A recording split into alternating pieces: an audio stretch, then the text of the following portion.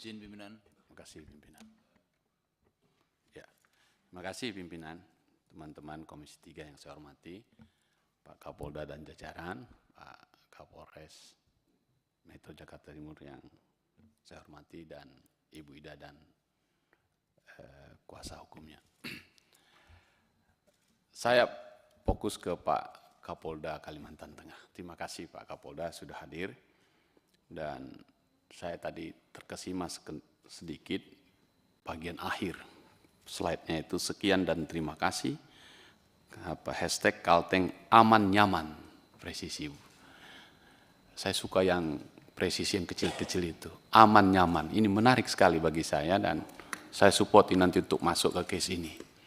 Aman nyaman, karena di masyarakat bisa terjadi aman tapi tak nyaman.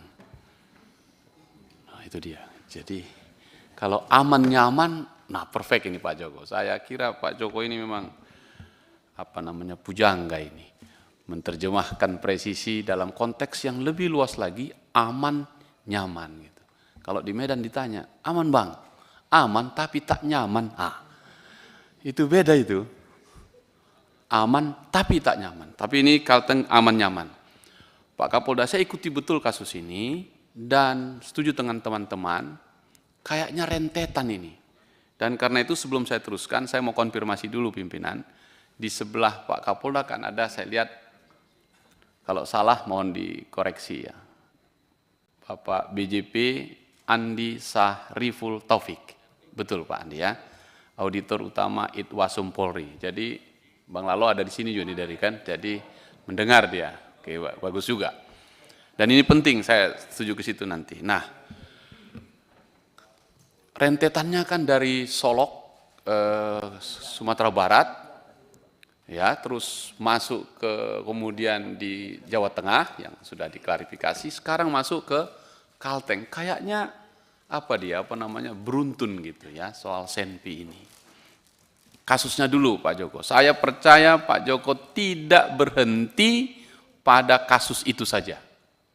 Sebagai seorang penyidik, saya yakin juga punya indera penciuman bahwa penggunaan Senpi membunuh seseorang dengan target sesuatu, menurut saya ada penyebabnya.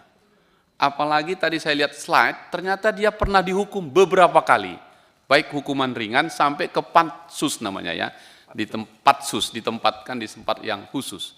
Jadi ini orang ada sesuatu di sini. Nah karena itu permintaan saya Pak Kapolda, tim ini jangan terus berhenti di situ, teruskan dulu. Khawatir saya, kenapa dia begitu berani menggunakan Senpi dengan sangat sadis. Kalau cerita Pak Kapolda tadi itu masih biasa kok, ini di kanan, ini di kiri. Tapi kalau ini difilmkan, ini luar biasa sadisnya ini orang.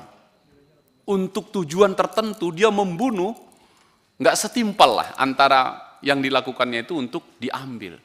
Dugaan saya, minta maaf ini kalau ini namanya dugaan, yang harus dibuktikan. Mungkin dia butuh uang untuk sabu itu. Jadi dia dikejar-kejar pengaruh sabu itu, mengambil uang apa saja dengan menggunakan kekuasaannya. Karena itu, kalau berkenan Pak Joko, saya mendorong, coba telusuri dulu jaringan narkobanya. Sekalian saja ini. Kalimantan Tengah, Kalimantan Barat, masuk Kalimantan Selatan. Bandar narkoba yang kita kejar nomor urut 1 di Republik ini, yang kita sebut Pablo Escobarnya Indonesia, Freddy Budiman, minta maaf ini teman-teman, adalah orang Kalimantan Selatan. Jadi, jangan-jangan gengnya dia ini.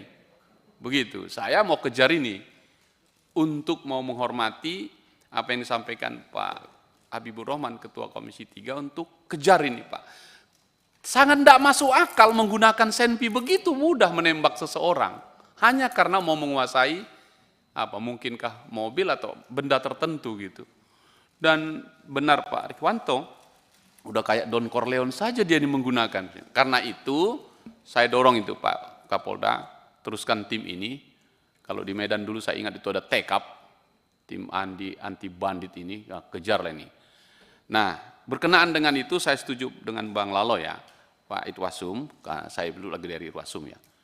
Pak, izin saya pimpinan mengusulkan rapat khusus dengan Irwasum, ya, lengkap dengan seluruh jajaran Irwasdanya, Pak Joko mohon nanti dikirimkan bersama-sama di Propam kita untuk kita cek dulu berapa banyak senpi kita, di mana, siapa menguasai dan seterusnya. Sekali-sekali coba tunjukkan ke masyarakat Pak Joko, apel siaga, tarik dulu sebentar itu senpi itu sebentar. Lalu kemudian arahkan sedemikian rupa. Karena saya khawatir rentetan ini, jangan-jangan dia canda pula itu, wah kalau disolok tembak polisi, aku tembak yang lain. Katanya. Ini luar biasa di publik, ini penting untuk segera merespon cepat sekali untuk senpi kita ini, yang untuk menjaga ketertiban malah digunakan untuk tujuan yang eksesif lah, di luar peruntukannya itu. Jadi saya yakin bisa ini, itu saja Pak Joko, pimpinan, saya respect, terima kasih sudah terbongkar kasus ini dan sudah jalankan, tapi saya mohon tidak berhenti di situ, karena pasti ada yang melatar belakangi, dan saya khawatir ini setahun 2 tahun yang akan datang, akan ada film tentang ini, dan itu menyangkut tentang kita gitu. Karena bagi saya cerita ini tadi mengerikan sekali kalau sampai polisi secara bebas menggunakan senpinya untuk kejahatan, yang seharusnya untuk mencegah kejahatan. Bagi saya ini sangat serius pimpinan. Untuk Dwi Ayu, saya berempati, hukum akan terus berjalan, Anda tetap semangat, kuat, meski orang kecil di Republik ini sama untuk mendapatkan keadilan. Komisi 3 ini rumahmu untuk mencari keadilan.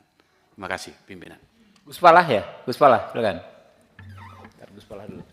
Assalamualaikum warahmatullahi wabarakatuh. Terima kasih pimpinan, yang saya hormati kawan-kawan sahabat Komisi 3, Bapak Kapolda, Pak Joko, Pak Kapolres, dan juga kuasa hukum dari Mbak Dwi Ayu Darmawati. Mungkin saya fokus kepada Pak Kapolda. Jadi gini Pak Kapolda, berdasarkan peraturan Kepala Kepolisian Perkap nomor 12 tahun 2009, sudah jelas tentang pengawasan dan pengendalian penanganan perkara pidana, dijelaskan bahwa penyidik wajib memberikan surat pemberitahuan perkembangan hasil penyidikan SP 2HP kepada keluarga korban secara berkala. Nah, pertanyaan saya kepada Bapak ini, apakah keluarga korban juga sudah mendapatkan informasi yang memadai tentang perkembangan kasus ini? Karena kita juga harus melihat kondisi korban. Ketika mendapatkan informasi yang memadai, informasi yang lengkap, tentunya kepergian korban bisa mengobati, dan penanganan yang dilakukan oleh Pak Kapolda tentunya saya mengapresiasi dengan baik. Yang kedua, seperti yang disampaikan oleh sahabat-sahabat tadi, kok perlu juga ya kepolisian ini melakukan tes psikologis secara berkala untuk penggunaan senjata api. Jangan asal main dar-der-dor. Ya kan, dikit-dikit dar, dikit-dikit der, dikit-dikit dor, yang pada akhirnya kepercayaan kepada masyarakat yang pengen aman di sampingnya kepolisian itu akan sedikit tergoyahkan. Saya meyakini bahwasanya kepolisian pasti akan melakukan tes psikologi secara berkala, dan itu pasti sudah dilakukan. Tapi saya minta lebih difokuskan lagi kepada anggota-anggota yang bertugas di lapangan. Karena mereka yang langsung menghadapi dengan rakyat kecil. Yang kedua, Pak Kapolda, tadi juga sudah disinggung sahabat-sahabat Komisi 3 tentang penggunaan, diduga menggunakan psikotropika, entah itu sabu, entah itu apapun itu. Nah, ini jangan juga penggunaan sabu ini mohon izin, jangan juga dijadikan sebuah alibi bahwa seorang anggota polisi tadi ketika melakukan itu pas menembak itu memang menggunakan psikotropika. Ya kan? Jadi ini juga minta tolong ditelaah secara berkala, ditelaah secara menyeluruh, sehingga kita bisa mendapatkan informasi secara gamblang. Yang kedua, untuk korban dari anak bos roti, saya turut sedih mendengar kejadian yang menimpa Mbak Dwi Ayu. Semoga pelaku bisa dihukum yang seberat-beratnya. Tadi Ketua juga menyampaikan, jangan kemudian kita berbelas kasihan kepada orang yang diduga sakit IQ-nya. Itu benar sakit atau tidak kita nggak ngerti. Walaupun nanti dari Pak Kapolres juga akan melakukan pengecekan. Tapi insya Allah Mbak Dwi nanti akan mendapatkan keadilan yang sebaik-baiknya, dan Komisi 3 senantiasa terbuka.